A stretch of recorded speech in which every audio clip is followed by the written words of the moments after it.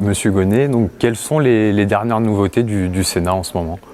Alors les dernières nouveautés du Sénat, si on peut parler de nouveautés, c'est le vote du projet de loi de finances pour 2023, qui est une alerte, comme vous le savez, le processus du 49.3 ici ne fonctionne pas au Sénat, donc nous avons décidé au Sénat d'étudier le budget et nous avons terminé l'examen du projet de loi de finances 2023 qui est reparti en deuxième lecture à l'Assemblée et qui va revenir ici.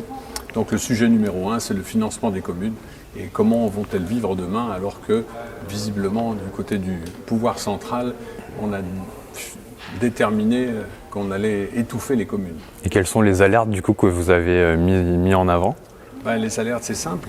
L'État sait très bien que les communes sont bien gérées pour la bonne et simple raison qu'il nous oblige à voter nos budgets en équilibre. Donc celui qui nous oblige à voter les budgets en équilibre est celui-là même qui depuis 40 ans fait le contraire à coup de déficit. Voilà. Et donc l'alerte, c'est celle-ci, c'est de dire qu'aujourd'hui les territoires n'en peuvent plus, les communes n'en peuvent plus et que c'est une vraie difficulté pour nos communes. Et vous avez proposé du coup des solutions, enfin comment... Les solutions, c'est de faire confiance au bon sens. Et le bon sens, il se trouve dans les communes. Nous, ici, sous l'égide de Gérard Larcher, nous réclamons beaucoup plus de décentralisation. Or, on constate depuis des années que le pouvoir, au contraire, concentre de plus en plus les pouvoirs entre ses mains et que les communes en sont dessaisies, que l'article 72 de la libre administration des communes est bafoué tous les jours et que ça devient insupportable. Ok. Et par rapport du coup au projet de loi que vous avez coécrit, donc... Alors, ce n'est pas un projet de loi, c'est un rapport. Par rapport au rapport que vous avez écrit, voilà. Oui. Un rapport que j'ai écrit avec Roger Carucci, mon collègue de la Commission des Finances, puisque moi je suis au sein de la Commission Culture, qui amène tout simplement à fusionner les composantes de l'audiovisuel public pour qu'elles soient plus fortes et qu'enfin on décide d'un vrai cap pour l'audiovisuel public français, ce qui n'est pas le cas, puisqu'on vient de perdre 5 ans sans quasiment aucune réforme en profondeur de l'audiovisuel. Et du coup, vos solutions, c'est faire plus appel au numérique. Enfin, qu'est-ce que vous avez proposé? Alors ça, c'est pas ma solution. Aujourd'hui, c'est le courant qui fait que le numérique devient plus important que la TNT. Donc le numérique est le fait majeur, le digital, le numérique sont le fait majeur dans l'audiovisuel. Il s'agit de s'adapter, ce qui n'est pas le cas. L'audiovisuel, qu'il soit public ou privé, est régi par une loi qui date de 1986, qui a été modifiée, je crois, à plus de 80 reprises. C'est une loi qui tient debout par l'opération du Saint-Esprit et, si vous me passez l'expression, qui sent vraiment le formol. Et aujourd'hui, alors qu'on est en pleine révolution numérique, que les plateformes arrivent sur le marché, que le marché est totalement bouleversé, eh bien, on est toujours avec une loi qui date de 1986. Il n'y a quasiment qu'en France qu'on voit ça.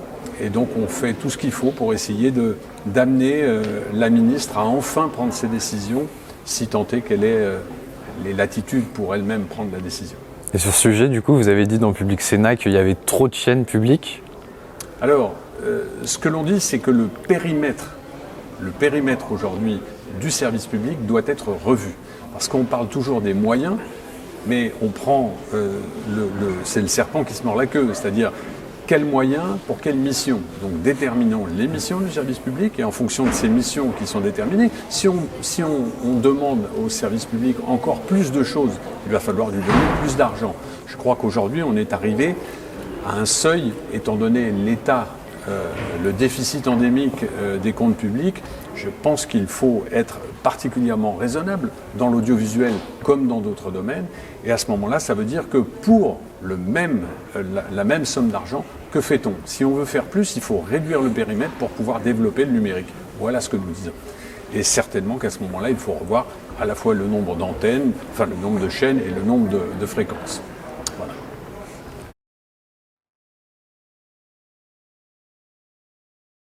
Du coup, au niveau de l'Essonne, comment ça se passe en ce moment? Il y a des événements, Alors, comme vous le savez, l'Essonne est un département important. Tous les départements de la Grande Couronne le sont, mais l'Essonne est un département particulièrement dynamique et très important.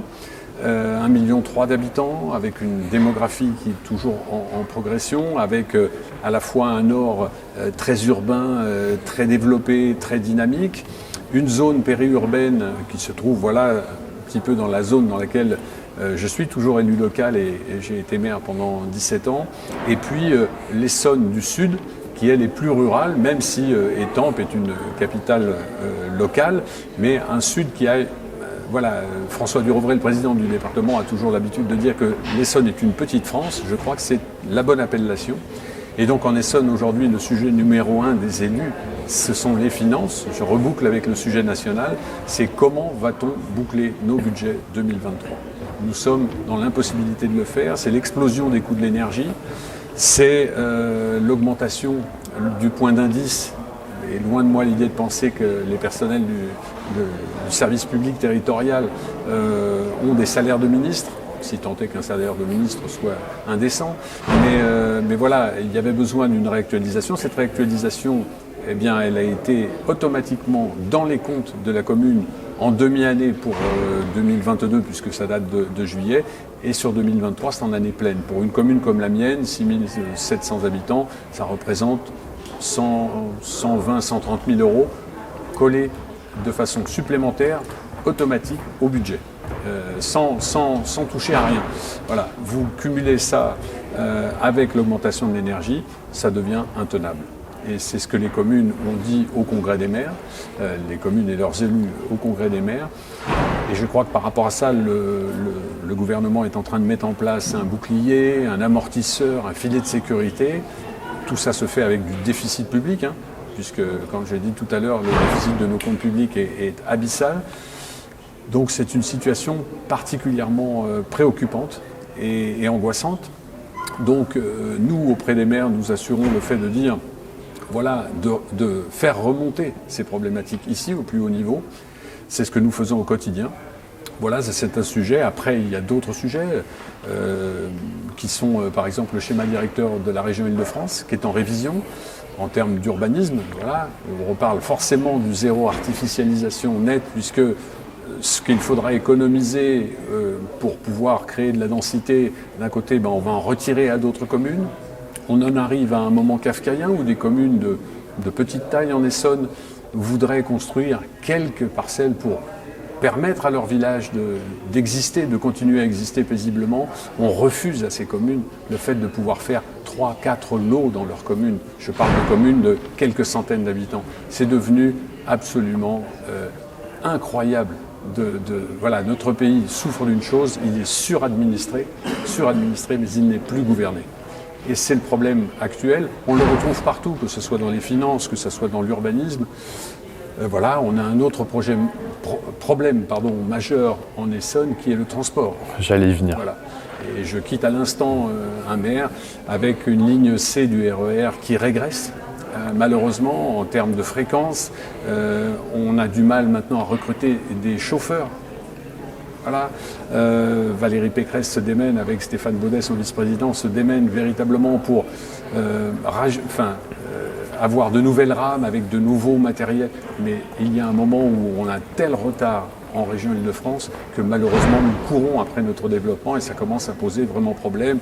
Moi je suis plus concerné par le RER-B qui est dans l'échelle de Richter, pas forcément chez nous. Voilà, je pense que le C c'est aussi un grave problème. Donc voilà, problème de transport, problème de circulation, venir à Paris maintenant puisque Madame le maire de Paris a décidé de bouter les banlieusards hors de la ville, ça devient un cauchemar. Donc à la fois dans les transports en commun, à la fois sur la route, trouver des solutions n'est pas simple. On parle de covoiturage, on parle même ce matin de chèques pour le covoiturage. On va sortir les carnets de chèques, tout ça aussi avec du déficit public. Et pour les transports, par exemple, les maires, ils vous apportent des solutions. Enfin, vous arrivez à trouver comment le faire évoluer. Non, mais au bout d'un moment, on peut essayer de trouver des solutions. Mais sincèrement, ce sont des cautères sur des jambes de bois. Quand vous avez des sujets d'investissement massifs qui n'ont pas été faits et des problèmes de travaux importants, quand on parle du terrier, il faut creuser des tunnels. Il n'y a pas assez de tunnels. Vous pensez bien que des sujets comme celui-là, c'est hors de propos de pouvoir les faire dans les 2 mois, dans les 6 mois, dans les 1 an. Voilà. On est de l'autre côté, puisque je suis plutôt du côté du plateau de Saclay, avec le Grand Paris Express. qui là se creuse, sort de terre. Si vous passez sur le plateau de Saclay, vous allez voir qu'il y a quand même beaucoup de changements. Donc on a à la fois cette extrême modernité, si je puis dire, et puis un retard endémique qu'on n'arrive pas à combler. C'est ça la région Île-de-France, c'est ça aussi l'Essonne. Donc voilà, nonobstant tout ça, il faut avancer avec un État qui nous dit toujours de plus construire le long des voies de RER qui sont déjà dans l'embolie. Donc on marche sur la tête. Parce que le retard du Paris Express, enfin du Grand Paris Express, il ne fait que s'accroître. Oui, alors, retard relatif, parce qu'encore une fois, c'est du nouveau. Donc quand on sait ce que ça va apporter une fois que ça sera créé, c'est une chose. Le grand problème, c'est qu'on soit en retard sur des projets, on peut le comprendre, des projets de cette envergure ne se font pas en respectant un calendrier au jour le jour, c'est impossible, surtout par les temps qui courent. Mais en revanche, on développe de grands projets alors que déjà l'existant est dans un état de régression terrible. C'est ça qui est difficile, c'est ça qui est difficile. Et quand on est élu, encore une fois, c'est pas un propos politique, mais quand on est élu, c'est particulièrement difficile d'avoir à faire face aux responsabilités de prévoir l'avenir et aussi d'entretenir ce que l'on a déjà qui n'est pas au niveau. Voilà. Du coup, qu'est-ce qu'on peut espérer pour l'année 2023 de positif ? Ce qu'on peut espérer de positif, une seule chose, c'est que le pays comprenne que sans un effort collectif majeur, on va avoir du mal à s'en sortir. Voilà, moi c'est la seule chose qui aujourd'hui me fait m'engager en politique. Je parle la vraie politique. Je suis non inscrit à un parti politique. La politique, la vraie, celle que je fais moi depuis 22 ans, c'est-à-dire celle du terrain. Et je ne vous dis pas là un propos de façade. Je suis très fier d'être aujourd'hui au Sénat, mais je n'oublie pas d'où je viens et pour qui je travaille. Voilà. Et à partir du moment où nous n'aurons pas collectivement pris conscience de l'état dans lequel se trouve notre beau pays, qui est si riche, eh ben ça n'avancera pas. Et malheureusement, quand je regarde sur l'échiquier politique, je me rends compte qu'on est toujours dans les petites conduites et on se rapetisse de jour en jour, alors que l'objectif qui devrait être le nôtre majeur, et je vous parle quasiment à l'ombre de la Constitution de 58 qui se trouve juste à portée de bras ici, qu'on relise ce que d'autres avant nous ont écrit dans d'autres circonstances, et je pense qu'on prendra un petit peu conscience de l'effort qu'on a à faire, et je me mets dedans bien évidemment, et bien volontiers.